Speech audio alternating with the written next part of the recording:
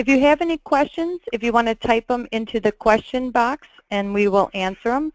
We will be doing this as kind of a workshop format, so during part of the webinar, Michael will be asking some questions, so please, we appreciate you if you would type in some of your questions in the question box. And if you would like to raise your hand, I can go ahead and unmute you by selecting the hand icon.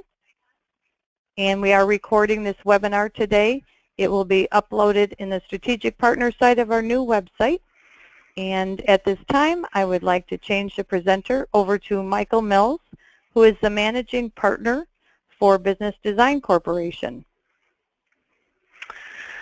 Okay, thank you, Janet. As you can see, the topic of today's presentation is ridiculously easy process documentation and management. I'm going to lay out a 5-step plan that will assist with getting your processes organized and implemented so that you can create a process-dependent business. I sent out a survey. Maybe many of you on the call remember this. I wanted to know more about the most challenging business issues. What are your biggest frustrations? I thought I would present these results. The number one frustration is getting employees to do what you need them to do. I knew that was going to happen, but followed closely by hiring and onboarding. Almost 75% of you identified these two issues as your biggest business challenge. These two issues are connected. Onboarding is really a step in a series of processes that will get employees to do what you want them to do. If you hire a person well, onboard them well, train them well, and manage them well, chances are they will do what you need them to do. And if they don't, or won't, which is sometimes the case, you should know this before a 60 or 90-day review period, and then you let them go and find someone else. On the other hand, if you don't do these processes systematically, hire, onboard, train, and manage, if you're hiring someone simply because your gut tells you they're right, or because you like them, for example, then you're setting yourself and the new employee up for failure. You might get lucky, but do you really want your success to be a matter of luck? There are processes that make it a fairly painless task to hire a new employee and get them up to speed quickly, so that they're achieving your expectations. What you need is a hiring process so you can get a good list of qualified candidates that are a good fit for your company and a good fit for the position you need them to fill. You want an onboarding process to make sure that they're welcomed into your organization and that they believe in your vision and understand what is expected of them. You want a training process so they understand exactly how they're going to achieve those expectations. And you want a management process so that you can support them in their success and track how well they're fitting into their new role. Something we see frequently is that entrepreneurs are sort of unconscious of the real cost of not having these procedures. We know they're unconscious to it because if they were conscious to it, they would certainly get these processes in place. This is a really, really important point because if you begin to understand what it is really costing you to have employees that are not doing what you need them to do, then you might make it a high priority to put some focus and energy into getting these processes implemented. Brad Smart wrote this book called Top Grading, pretty interesting book. His research shows that 75% of the time companies make hiring errors. They hire the wrong person for the position. The cost of that mishire, he says it's 15 times their annual salary. Now, when I read that, I couldn't really believe that the cost could be that much. I mean, 15 times the position's annual salary, it just seemed a little extreme to me. But this guy, he's done the research. I haven't. I just read his book and was astonished what he was writing about. But instead of 15 times the salary cost, let's be conservative and let's estimate the cost to be 1.5 times their salary. That means that if you have an employee who's making an annual salary of $40,000, the very least it will cost you to replace him or her is $60,000. And if you're making a mistake 3 out of 4 times, can you begin to see how much this is costing you and just how important it is to get things right? If you think about it, you have the expense of recruiting a new employee. You have the expense in both time and money of onboarding and training the employee. You have the cost of lost opportunity while they're learning how to do what they need to do. And to see how much opportunity you are losing, here's a sort of a conservative and quick calculation. This doesn't consider maintenance agreements or other upsell possibilities. Your lost opportunity is going to be more than what I'm about to show you, but you might want to just start here to really understand the value of getting your employees to perform well. You want to figure out, on average, the number of appointments your techs have each month. Then consider what percentage of those appointments should result in a sale. And then figure the dollar average for your sale. This will define the opportunity that is out there. If you've got great techs, so just take the total appointments, multiply it by the conversion percentage times the dollar value of your average sale. Now imagine a conversion ratio that is half of what it should be. In other words, you're going to have to cut that dollar value in half, multiply it by 50%. That's how much opportunity you're losing every month. And if you multiply that by 3, that's how much you're losing every quarter. By 12, that's how much you're losing every year. This is going to add up to a lot of money. And so many companies, they hang on to employees that are underachievers, who are not a good fit for the position, who have been trained poorly. And they just keep losing all of this opportunity month after month after month. The problem is you don't notice it. You feel it, but you don't see it because it doesn't show up as a loss on your financial statements. And in addition to all of that, if that isn't enough to illustrate how important this is, you have the cost of the mistakes they make when they're learning. You have the cost of the frustrations and the interruptions they cause with their manager as well as their colleagues during the first 4 to 6 months on the job. You know, if your tech creates a great impression, that customer is going to call you back the next time they need service, and you are more likely to sell them a service agreement if you do sell service agreement. Existing customers are 10 times more valuable than one-time callers. Selling a new customer can be as much as 5 times the expense of retaining an existing customer. If your customer is upset with their experiences, chances are they're going to tell between 10 and 20 people, depending on the level of their dissatisfaction. And if your customers are hearing great things about your company, chances are they're going to pay more for your services. So you know these inefficiencies are there. You feel them, but you don't see them. You're busy, but you're not achieving your goals. And because you don't really see them, you fail to see how important they are. You need to get that this is costing you a ton of money, a ton of energy, and a ton of frustration and stress. That getting these processes in place is a huge part of your responsibility as an entrepreneur. And this doesn't mean that you have to write them all. It just means that you need to make it happen. So you need an easy way to get the processes written. You need an easy way to keep them current. You need your employees to use them. You need buy-in from all of your people. They need to understand the value of having processes. Imagine if how things need to be done in the business are carefully thought out, they're documented, they're easy to find. Your employees are actually using them, they're keeping them current. You have a business that is a well-oiled machine.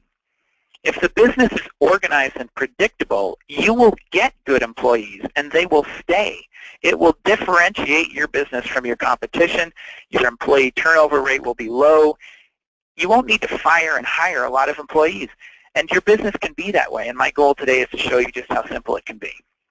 So as Janet said, my presentation today is, it's not theory. On the contrary, it's going to be more of a workshop. Together we're going to walk through a 5-step plan and actually get started on making it so. Before we get started, I just want to tell you a little bit about myself and my experience with entrepreneurship and business systemization, how I got to where I am and what I've done. You see, I'm just like you. I'm a business owner who's experienced all of the same challenges. It's just that I recognized how much it was costing me, and I took the time to figure out and apply the solution. This is a picture of me taken in India. Some of my clients call this my Ray Charles look. We were actually sitting in a tea house just outside of the Red Fort in Old Delhi. In fact, this was a picture It's actually a reflection of me in this smoked glass coffee table that I was sitting next to. The year was 2005. It was about, I think it was 8 or 9 years after I started my company, my current company. My wife, my 14-year-old son, and we took 14 months off, and we had this incredible adventure traveling around the world. I was able to take almost a year and a half off and have one of the most amazing adventures with my family that I could have ever imagined. It was the greatest thing I'd ever done, and I was able to do it because I was fortunate enough to have systemized my business. And oh, by the way, if you'd like to read some of my crazy stories about that time, you can go to www.anepicadventure.com. I can promise you that you'll find some pretty funny stories that are pretty entertaining. So things weren't always so well organized. I started my first business in 1983 after graduating with a degree in English and philosophy from Trinity College at the University of Toronto. And this is my classic tale of ineptitude. And just so you can relate how long ago this actually was, this is a 5 megabyte hard drive that I paid $5,000 for. If you think about this, $5,000 for 5 megabytes, this thing wouldn't even hold one digital song in today's environment. Well, it was in this landscape that I started a software company computerizing art galleries of all things, as if the market was really big enough and art galleries could afford personal computers back then, let alone know what to do with them. Nevertheless, I got started. I moved to New York City from Toronto, and I worked incredibly long hours computerizing these galleries all over the United States and Canada, the United Kingdom. My company grew on passion and hard work. I mean, I was in my mid-20s, my early 30s. I worked my butt off, but I was loving it. I mean, I felt like I was invincible. I thought I was going to be the next Bill Gates.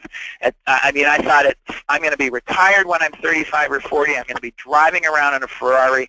All I have to do is work really hard, and it's all going to happen.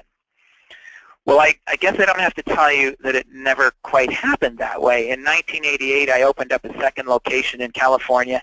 This was not part of a strategic plan. This was a personal decision. I just moved out here. And there really wasn't a big enough target market to warrant 2 locations. And as a result, because I didn't want to move back to New York, I ended up selling my company in 1993.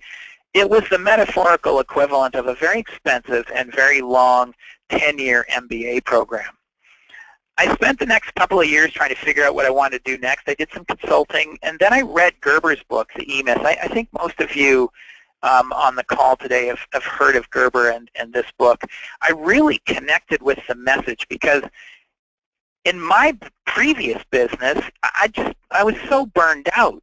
Most things depended upon me. It was really difficult to get employees, and it was really difficult to get them to do the things the way I wanted them done. I didn't have any documented processes. I didn't have job descriptions. I didn't have a strategic plan. I was just winging it. I was just coming to work every day. And most of the entrepreneurs who were my consulting clients, they were exactly the same way. They're frustrated and stressed. They work hard, and after a certain point, they're just unable to achieve the goals they're hoping to achieve. They're trying to get from, say, $5 million to $50 million in revenue, or even from $500,000 to $1 million. And so Gerber started this course for consultants, certifying them in his E-Myth Mastery program, and I was one of the first consultants to go through their certification process. This is the more formal picture of me. Michael Gerber would love this picture, though I'm not very fond of wearing a suit anymore. You'll usually find me in more casual business attire. So I started this company, Business Design Corporation, and we were consulting with small business owners using the E-Myth Mastery program. And we consulted using E-Myth Mastery for many, many years. The program was good, but it was too theoretical. Our clients, they weren't getting their processes written.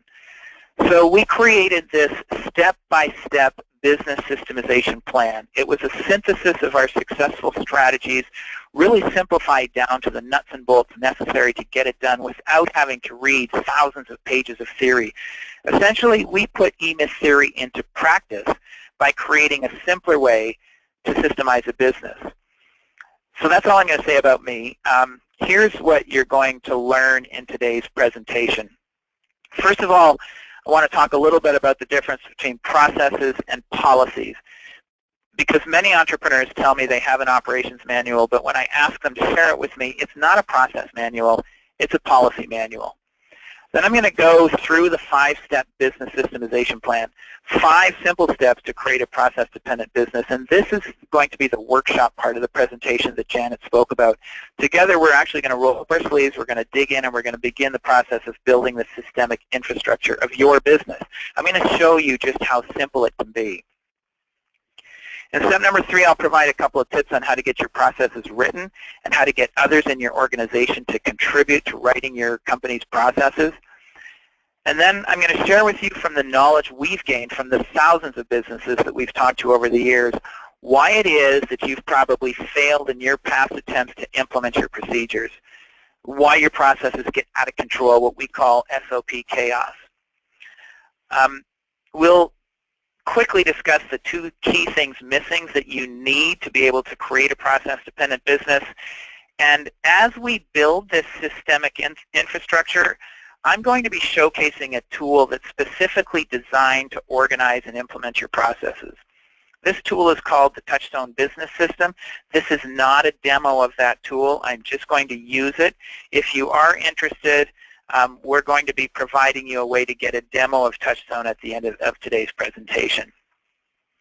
Let me explain a little why today's presentation is probably different than some of the other presentations that you've attended. What you're going to learn today is born from 17 years of experience working with all types of entrepreneurs and all types and sizes of businesses, helping them get their business from a state of people dependency to a state of process dependency. And again, this is not a sales presentation. This is not going to be a demo of any product or service. I use Touchstone because it's really the best and most widely used process implementation of tool available in the marketplace, but it's not going to be a demo of that. Okay, before we get into the 5-step plan, let's just establish the difference between processes and policies because they are so often confused. Policies are a set of principles that are put into place to define and maintain behavioral expectations of employees. So they typically deal with things like dress code, harassment, cell phone use, credit card usage. That's a tough one to say. Travel, things like that. So just behavioral type things. Processes, on the other hand, they're a sequence of steps with expectations that must be followed in order for a specific result to be achieved in a consistent and reliable manner. So a process is a set of step-by-step instructions that describe how to do something. Hiring is a process. Onboarding is a process. Training is a process. Managing, estimating, job costing. These are all processes. Processes help employees and management achieve goals, to track the results of whatever it is that needs doing, to be sure that what you are doing is actually working. If what you're doing is done consistently, then the result of that activity is meaningful. Accordingly, if things are being done inconsistently, how can anything be effectively measured? How can you determine if what you're doing is working if you're doing it differently every time? Here's an example. I did a little bit of research on Starbucks because they have policy and they have processes. Starbucks has a dress code policy. They actually allow employees to show non-offensive, visible tattoos as long as they're not on the face and throat. And that is why this guy's not going to be working at a Starbucks near you anytime soon. On the other hand, an example of a process, these would be the detailed steps taken to make a double decaf, half calf, Coca Mocha Grande. Whatever, I don't even know if this is a real drink, but it's a pretty crazy concoction. And if I was a barista at a Starbucks, I would have a documented set of step-by-step instructions. It would be a process on how to make this complicated concoction, and that's why you can get this in Seattle, in California, in Boston, Toronto, New Delhi. It always tastes the same. It will be exactly what you want and what you're expecting. So today's presentation is focused on process implementation, not how to create a policy manual. Let's start with the plan. And I'm going to run through this plan, and then we're going to go through it together. So we've developed this 5-step systems development plan that we use to discover, prioritize, document, implement, and manage all of the processes in a business, and they're 5 steps. The first isn't about systemizing at all. It's all about understanding your destination. What is your business going to look like 3 to 5 years from now? I mean, if you don't know where you're going, how are you ever going to get there? In step number 2, it's very simple. You define the processes that you think are necessary in that future organization. How do you generate sales? How do you deliver the promises that you made in the sales processes? What back office procedures are you going to do? What things go on behind the scenes, like hiring, firing, all of the administrative and financial activities? How you guide and manage the business from where you are today and where you want to get to. So in this step, what you're going to do is simply name the process. You won't be actually describing how the process is done. That comes later. In this step, you're just naming what needs to be done. In step number 3, we'll create a graphic picture of what that destination will look like, and this is what's going to become your organization chart. Step number 4, you're going to start connecting the processes with the boxes on the org chart. Think about this. You've identified everything that needs to be done in the business. You've identified all of the positions that you'll need in the business, and you've connected everything that needs to be done to all of the positions. You've created what we call functional accountability, complete functional accountability. Everything that needs to be done is being done by someone in the business. Step number 5, you begin to prioritize the processes. Which are the most important ones to get written as soon as possible, and who's going to help you write them? Almost every business owner I talk to says, how long is this going to take? Well, first of all, it's important to know that systemizing your business, it's not a project, it's a process. And the actual writing of your procedures, it's ongoing. It never ends. And the 5-step systems development plan, it's not meant to get you to the place where all of your processes are written and finished, and that is that. The business systems development plan, these 5 steps are designed to create the systemic infrastructure of your business. And depending on the size and complexity of your business, it's going to take about 4 to 6 hours. It's really, really quick. And yet it's a very powerful series of steps to have taken. You're going to be clear on your vision. You have a clear understanding of all of the positions and processes you need to achieve that vision. You've created that complete functional accountability. You have position-specific operating manuals for every box on your org chart. And you have a prioritized plan for getting all of those processes written and implemented. So this is an incredible, powerful place, and it's going to take you between 4 or 6 hours, something like that. So the first step then is to define your vision. What is your, excuse me, what is your business going to look like 3 to 5 years from now? This is such a critical step. Studies show that if you do this and you take action and track and communicate the process that you make, you have a 300% better chance of achieving your goal than if you don't take this step. So why do so few business owners actually do it? Well, I think it's because they don't know how to do it. They want to. They've been told they need to, but they just don't know how. I'm not going to go into this step in today's presentation. We have a separate webinar on this topic where we help build out your strategic plan and how to take action on it. I do have a recording of that presentation, so if you want to get that link, just type in the question box something like, send that link to the strategic plan. And Janet, if you could look for that, just make a note of who's requested that. But also, I think it saves it in the GoToWebinar control panel. Yep. Yeah, and I'll follow up and send you that link. It's a great webinar that we did specifically on helping you develop that strategic plan. So once you're clear on where you want to get to, you have your destination well-defined and written down, step number 2 is all about naming the processes that you think will be necessary for achieving your vision.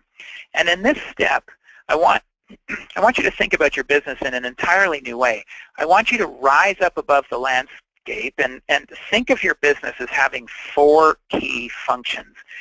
Getting the business. These are all of your sales and marketing processes.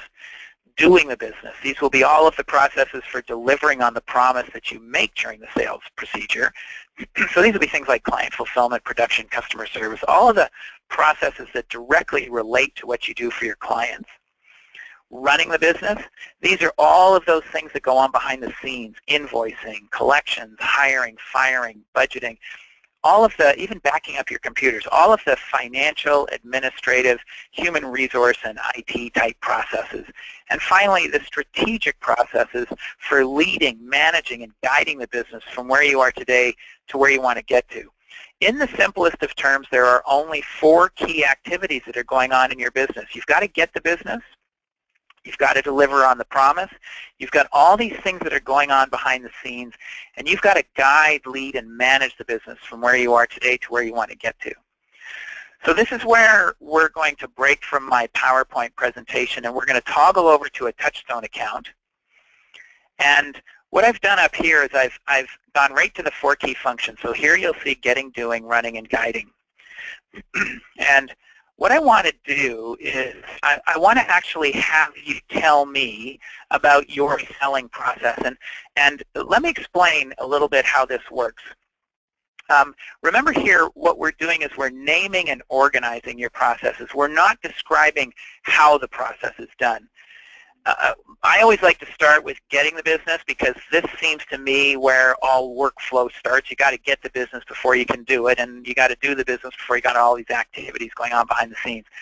Let me give you an example. I was working with a client recently, and I asked him what they did to get new business. And his response was, oh, well, we just analyzed our database to get a list of clients who had not made a purchase in the last 12 months, but they'd purchased more than $2,000 before that. Then we exported this list, and then we created an email, and then we merged this email into it. And I stopped them, and I said, wait. My question was, what do you do to get new business? Not how you do it. So if what you are describing to me were a process, what would the name of that process be? And he thought about it for a moment, and he said, retargeting past clients. And I thought, great. Okay, so we clicked on here. We went up to here, add new process, and we typed in, retargeting past clients, and we said save, and we added that to his account, his list. And then I said, what else do you do? And he said, well, we do all sorts of things. We do Facebook. Great. So we went in there and we went add new process, and we typed in Facebook, and we typed in trade shows, and we typed in Pinterest, and we typed in email marketing and blogging, and as he named them, we simply wrote them down. And step by step, we went through his 4 key functions until we had identified everything that he could think of. Okay, so now I want your input. All right, so get ready to type into that questions box. What I want you to tell me is, what do you do to get business? How do you get sales? So obviously, so go ahead and type in that, and I'm wondering if I'm going to see that come up. Probably not. I can me. read them off to you when they type them in. So go ahead and type away, guys. Oh, I'm actually seeing some come in here. Oh, you do? Okay. Janet, yeah. So I'm seeing, I might not be seeing all of them. Direct mail. I see referrals. Direct mail, okay, great.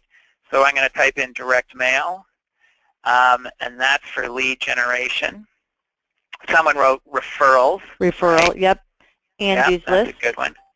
Angie's list, great. Okay, hold on. Referrals. That's also what I would call lead generation. Okay. Let me add in Angie's list. Anybody do AdWords? Anybody write in AdWords or any social media? We have media? more coming up. We have billboards. Billboards, excellent. That's a great one. Yep. Also lead generation. Yep. That would also be pay-per-click. things like pay-per-click. That's, yeah, okay, let's just yep. do pay-per-click. That's a good one. Let's also lead generation. Let me put billboards in. Okay, great. There may be others that come up, and I apologize if we don't get to them, but I just want you to start getting this experience. Okay, so what we've done right here is we've been looking for, these are things that probably generate leads for us, and we've written them right in here. When you get a lead, now what happens? What do you do to nurture and convert that lead into a long-term loyal client? So type that in. So I'm sure someone's going to tell me they do a qualification call, right? I mean, you want to qualify the client before you send a tech out there. So you do a qualification call. Are you seeing anything else, Janet? No, this one I think goes back to the last thing you had, customer newsletter. No, that's a good one. I'm going to put that Okay, over in, oh wait, I put this in the wrong one. I would put a customer newsletter. Let's put this one over here. Customer newsletter is a good one. I would say that's for existing customers, and that's, oops, if I could spell properly. Customer, that is really what we talk about for what I like to say is reconverting or retaining clients. But let's stay with nurturing and conversion. Email blast? Email blast. Email blast is going to be, we could do an email blast in either lead generation or reconversion, because you probably want to blast your existing clients to tell them about specials and things like that. So we might put it here, we might put it there. Again, you can't make an error here. It's just logic. Whatever you're using for your logic, we just give you this form where you can put this content. What about a site visit? Let's put in site visit. What about an estimate? Right? Yeah. You've got to do an estimate. So I think an estimate is really part of the sales process. And the reason I say that is you usually don't get the client until after they agree to the estimate. So you're still in the sales process even when you're doing an estimate. Okay, great. Anything else people do with, I'll add one more because it goes well. Scheduling for that first appointment. Scheduling appointments. You probably have dispatch CSRs and things like that who are scheduling appointments. So what it might look like is you do a qualification call, you schedule the appointment, you do a site visit, an estimate, and then you convert them. So anything else that anybody can think of regarding this? Anything else coming up there, Janet? Nope, I don't see anything else. Okay, so I'm going to also suggest onboarding, but that's not part of getting the business. That is, if you were putting onboarding in, I would say that's more like running the business. So we would come in here, we would add a new process, and we would type in onboarding and add that. And I would probably type in hiring too. Now, I do have one now. Okay. Follow-up sales on services not taken. Excellent. Let's put that under getting the business, and I'm going to put that under, following up, I'll call it lost sales. You could call it anything that you wanted, but I would probably call that lead conversion. Excellent. And that probably falls under an estimate because, you do the estimate, people don't agree to it. Excellent. So what happens at this point is as we go through your 4 key functions and name your processes, and this usually takes a couple of hours, what you'll find is that you'll have thought of about 65 to 75% of your processes, which is a great start. Once you've gone through this step, think about really all that you do in your business, but then you can actually go to our libraries. We have a series of libraries, and we have a library for a contracting business, and we have what we call the general process libraries. So when we have processes that are sort of relevant to all different types of businesses, we put them in the general process library. Things like hiring, firing, collections, budgeting, how you hire a person and how someone hires a person at a Whole Foods grocery store. It's sort of the same. I mean, you're telling them different things, but the hiring process is actually the same. We have a set of processes for each of the 4 key functions. So you can go into any one of these key functions and go to the process library and pull up processes.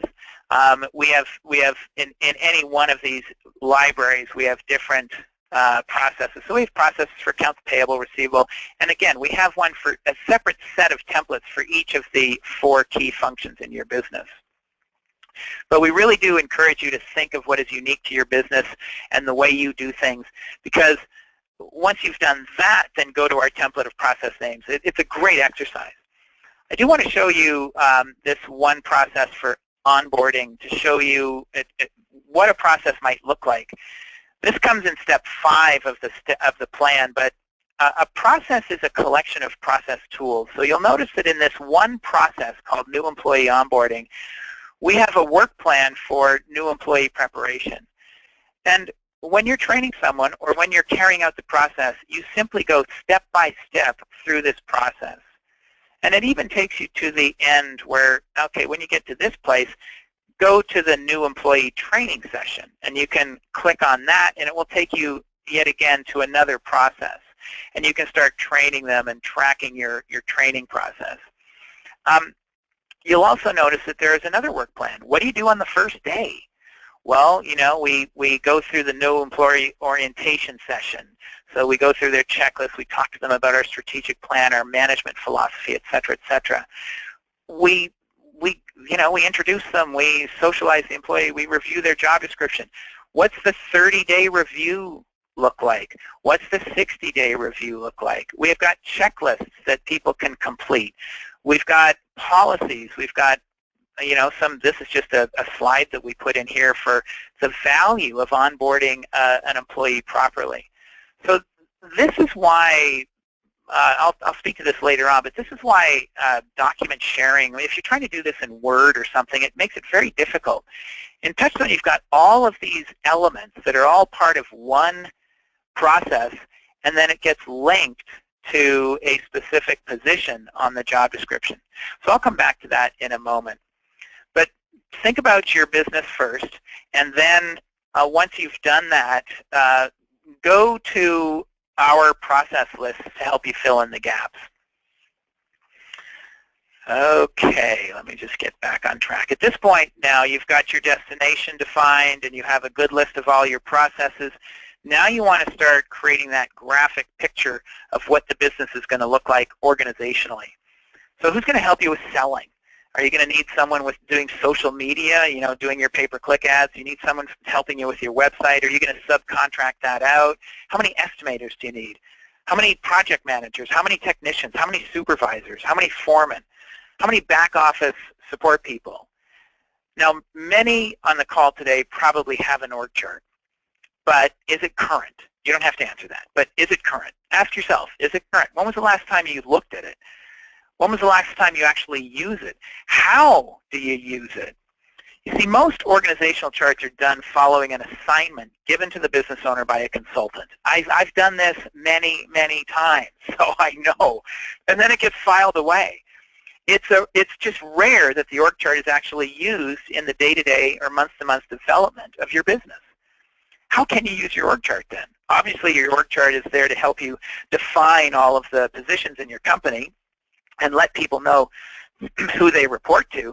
But what if your org chart could tell you who to hire next, how much you can afford to pay them, how quickly you need to achieve a return on your investment in that new employee, what is expected of them, and how they're going to be able to achieve what is expected of them?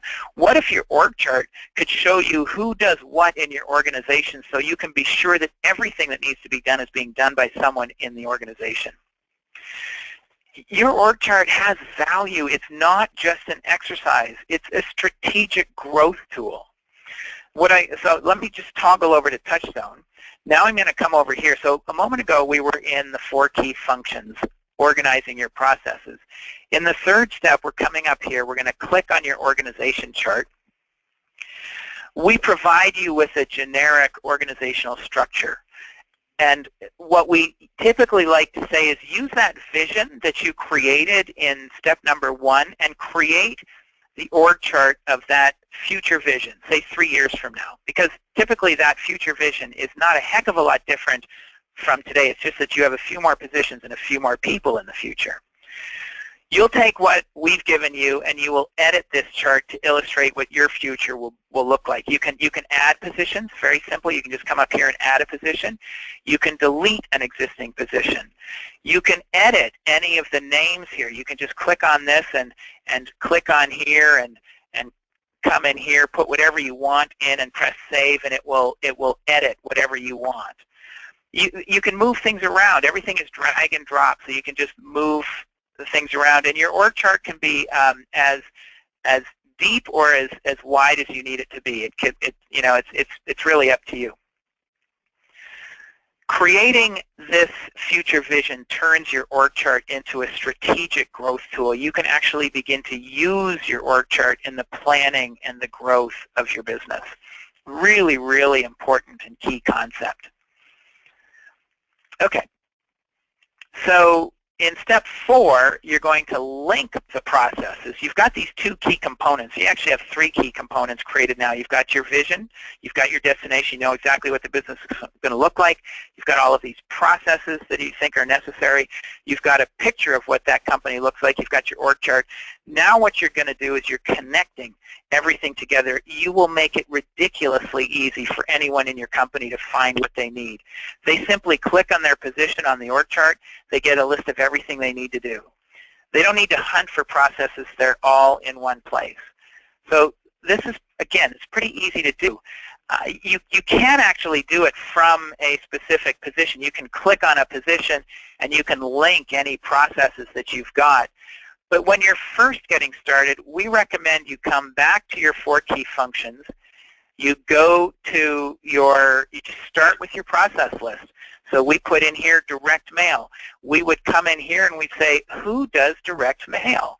We click on link to job description, and the org chart that you created here is going to pull up, and you're going to identify who does direct mail. And you'll simply click on the manager of marketing and sales, and that's the person who does direct mail. And you'll see now that it's linked to that specific person. And it can be maybe this guy's doing it too. So we link it to 2 different positions on your org chart. And now you're actually starting to build these position-specific operating manuals for all of the boxes on the chart. What you end up with is, let me go back. Oh, sorry. What you end up with after you've done this is you will end up with a job description that looks something like this. All of the processes for your customer service rep, your CSR, are right here. And all they have to do to figure out how to handle it is simply click on their process, and everything they need is right there. And in fact, when you assign someone to a position in Touchstone, when the CSR logs in, everything is grayed out except for their position, and they simply click on it, and everything they do is in front of them. So it's a very, very powerful step to have taken. A quick word about job descriptions. Most of the job descriptions that we see, they're really only used for hiring. Once the person's hired, the job description gets tucked away, and we don't see it again until you need to hire someone again for that position, and then they edit it. The purpose of a job description, it needs to be more than just for hiring. In fact, this is a job description that one of our clients was using as a job description before they became a client of ours. And as you can see, it's not really a description of the job. It's really a hiring document. This is a job description from our Touchstone account. What if a job description could be more of a position-specific operating manual? Something that's used not only to hire someone, but also to use to train them, manage them, evaluate them. And because it's used to evaluate them, they pay attention to it. They keep it current. And when these tools are actually used in the week-to-week management and the day-to-day operation of the business, they will stay current organically. It's easy to keep them up to date. And now when someone needs to know what to do, they simply find and click on their position that they hold on your org chart to access their job description. They find the process that they need, they click on it, and the documented system, that set of instructions on how to perform what they need to do, comes up for them. It's really, really easy. So we've gone through 4 of the steps in this very simple 5-step process, but it's just such an incredibly powerful step to have taken. You have a blueprint of your business growth. You've built the foundation for systemizing your business. First of all, you've got this dynamic org chart that you'll use to assist you with your business development. And you'll have a complete list of all of the processes you need to make sure that everything is getting done. And you'll have linked those processes to all of the boxes on your organizational chart. You have complete functional accountability. You have all of your processes, you have all of the positions, and you've tied them together to create operating manuals. Everything that needs to be done in the business has been assigned to a position. And now you know that everything needs to be now you know that everything that needs to be done is being done. And if it isn't, you can discover who's not doing it and why. It should take about somewhere between 6 hours, maybe 10 hours to get to this point of building this foundation. We have an ebook that's available to walk you through these steps, and of course we have this tool that makes it ridiculously easy. You can do this on your own. If you need some hand-holding, we have programs to assist you. We usually recommend an hour a week, so it can happen in just a number of weeks. But it's really important to know that this is not rocket science. You can do this on your own. In step number 5, which is the final step, you're going to start prioritizing your process list. Which are the most important ones that need to be written and when? And then you're going to manage the writing of these processes. What happens here is it's an ongoing practice. Your processes will start to accumulate, and you get everybody engaged, and the next thing you know, you've got this process-dependent business that, instead of a people-dependent business. So while writing processes, it's not rocket science, it's fairly simple. It's not that easy. It takes time, and it's important for you to think of it as a process rather than a project. It happens over a span of time, and you just do a little at a time. You don't have to be focused on it all day. You just do it when you have a reason to do it. And many of the processes we've already written for you. This is not to say that we've got a magic bullet, but it's a huge head start. You just have to customize what we've already got. But you will also need to write some processes. And one way of getting your processes documented is when you're training an employee. Have the new employee write down what you're telling them. I mean, you've got it in your head. The process is in your head. Just give it to them, but give it to them verbally and ask them to write it down. Then give them some time during the day just to write up their notes. And then the next day, review and edit what they wrote. Think of how well trained they're going to be. You're telling them how to do what you need them to do, and you can be sure that they're paying attention because they know they're responsible for documenting what they're learning. And then they're writing it up, and then you're reviewing it with them the following day. Another method that's worked really well with our clients is to have monthly workshops, and I'm pretty sure they do this at Nexstar. A manager picks a process on a job description. They speak with the staff who do that process. Could be one, could be many. And they say, look, over the next couple of weeks, just think about what you do. You can think about things like the steps you take, the materials you use, the things you say, things like that. Just consider this over the next couple of weeks. Pay attention to what you do with the intention of us getting this process written up when we get back together. And then at a specific date and time, it could be a lunch and learn, you get back together and you collaborate to get it documented and shared. This is a great exercise. So what I've discussed today, it's not just theory. It's a structured plan for putting theory into action. If you've read the E-Myth book, and I suspect many of you have, if you haven't, I highly recommend it. This is very specifically about putting E-Myth theory into action. What I've shown you is a process that we've used to systemize hundreds and hundreds of business to bring order and control to SOP chaos. And as a result, we've been able to basically give entrepreneurs their business back. They've been able to thrive and enjoy their work again. Employees feel more confident, and they're just simply more successful in their position. You can have a business that runs more profitably and consistently. This is all working knowledge. But hey, why is it so hard? Almost every entrepreneur tells us that they know they need processes, and a lot of them already have processes, but they struggle in getting it done. Well, we believe there are two key reasons. The first, they don't have a structured process development plan, and the second is they don't have a tool. So the first reason, they don't have a plan. There's no strategy. There's no accountability. I mean, that's why we developed the 5-step plan. But it's important to know that as the business owner, you can't do this alone. You need to enroll your people to assist you with writing these processes. You need to create a culture where everyone in the business understands why it's in their interest to have a set of documented instructions. The other is the lack of a tool. You know, they're trying to use some sort of document sharing application like Google Docs or SharePoint or Dropbox, three-ring binders. We see that a lot. And there's nothing wrong with these, but they're good for sharing documents, but document sharing applications don't work for process implementation. Processes are too complex. And what you really need is a tool that's designed specifically for process implementation. So as a next step, I just want to suggest that you schedule yourself for a demo of Touchstone. This is my little plug, guys. I hope you're okay with that. I just want you to see how easy it is to manage your processes.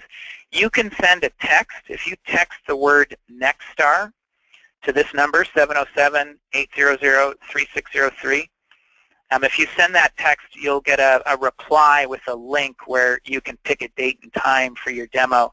Or if you'd rather not send a text message, you can go to www.bit.ly/NextStarDemo. It's case sensitive. You have to put the capital N and the capital D. And that'll access the same page where you can get a date and time for a demo of Touchstone. This presentation wasn't meant to be a demo of Touchstone. We just wanted to let you know that the tool's available and to encourage you to find out more. And if you take action within the next 7 days, I'll send you a free copy of the ebook, How to Systemize Your Business, and you can start systemizing your business following the instructions in the book.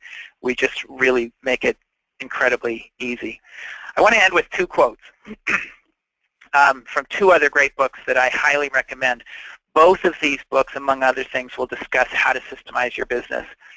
John Murillo wrote a book called Built to Sell. Great book, really quick read. One of the things John says is, don't become synonymous with your company. If a buyer isn't confident that your business can run without you in charge, they won't make you their best offer.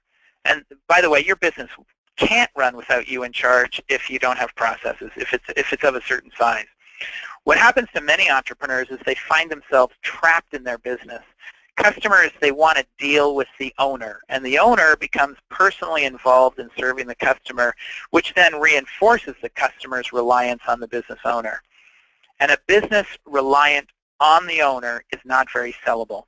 So the owner becomes trapped. It makes it very difficult to get what you believe your business is worth. Another great book, The 40-Hour Work Year, written by a colleague of ours named Scott Fritz. Scott writes, to me, the basic definition of a business owner is someone who can afford to hire an employee to do their job. I love that.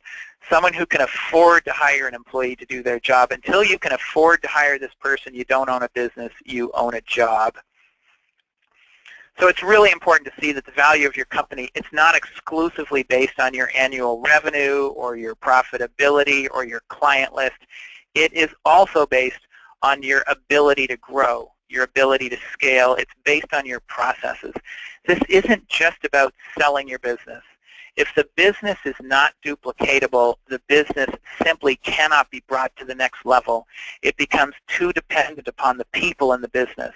And this is not to say that you don't need good people in your business. You've got to get good people, but you need processes to get those good people. And it's just that you can't be dependent upon those people. If they leave, you've got to be able to find someone else quickly and efficiently and get them up to speed. A business needs to become process dependent, not people dependent. But if you are ready to sell, a buyer must be able to see how they can scale your company, how with a cash investment they can actually grow your company, often exponentially, to make it more valuable. Without that, why? Why would they invest? Okay, Janet, so that's the end. Looks like we got in just enough time for Q&A. Yep, I do have a couple questions here for you. Great. Okay, so one is there a tool that will tell us when we get to a certain point that the person may be overworked or underperforming due to too much of a workload? That is a management process.